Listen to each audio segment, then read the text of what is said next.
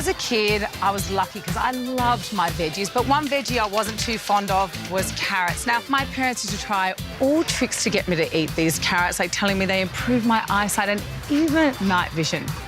But do they? Are carrots good for your eyes?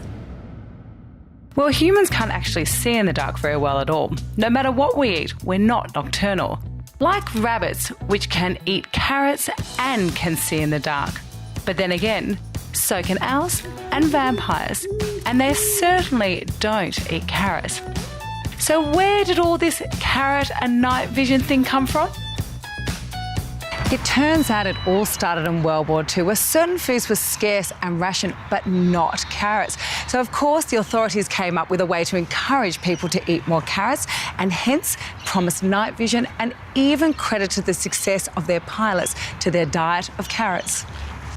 Well, carrots are packed with a nutrient called beta-carotene, which our body converts into vitamin A, keeping our eyes strong, which is obviously incredibly important. Because while we don't hear much about it anymore, not that long ago, eye disease was so common it affected some of the world's most famous eyeballs. Mark Lebry is Professor of Art History and Visual Culture, who is an expert of eye disease in art. Artists are eyes for all of us. They help us see the world again in ways that perhaps we wouldn't. All of us know Claude Monet as the person who split light up into its constituent colours. He showed us how a white can be of 5 different types of white. But Monet started to develop cataract. This is probably what Monet saw when he was looking at those water lilies through his cataract impaired vision. It's incredibly moving to realise how Monet was battling all the time. Not only was he a creative genius, but he was also fighting his own eyes in a way that means that these last and fantastic works are even more moving, I think, when we see them. Turns out Monet wasn't alone. Vincent van Gogh had ocular issues, as did Chardin. Rembrandt and the great impressionist Degas was so photophobic and short-sighted he had these special glasses made just for him. It's one of the most ironic things that Degas, one of the great impressionists, one of the people that showed us how light works in many ways and lit up, was actually somebody who was always battling against light. Isn't it fascinating to think that our visual history has been affected by eye disease?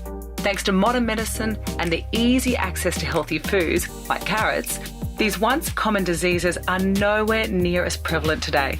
But we still must remain vigilant. Australia, and especially Queensland, has one of the highest incidence of eye cancers in the world. So UV protection, hat, sunglasses, and they feel that eating the saturated fats and the unhealthy foods accentuate diseases in the eye, and smoking is an absolute no-no. David Evian has been a behavioural ophthalmologist for over 45 years. And whilst he warns against eye disease, there's a new danger we should all be aware of. Children are coming in myopic earlier.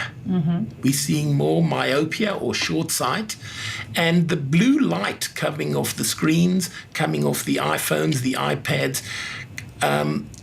prevent melatonin from forming, and hence we have more insomnia. So it's taking the kids longer to fall asleep, and the adults. David has come up with a few exercises that strengthen the eye muscles and help us to cope with our screen-intensive lifestyles. And how many strings do you see at the bead? 2. And how many strings meet the orange bead?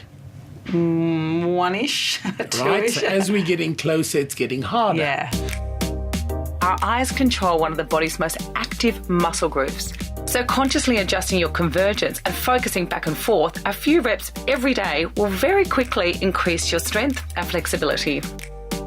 They'll make reading more comfortable. You'll read for longer, your eyes will get less tired, and you should have more visual fitness at the page. Okay, so exercise helps fight against screen sickness. But how do we protect our eyes against the diseases the impressionist artists were suffering from? Well, carrots are certainly a great start. As carrots are really important, but there's so much more when it comes to protecting your eyes. Green leafy vegetables, vitamin E, fish, nuts and seeds. You have to eat a whole variety of good food to really protect your eyes. Beautiful. That's too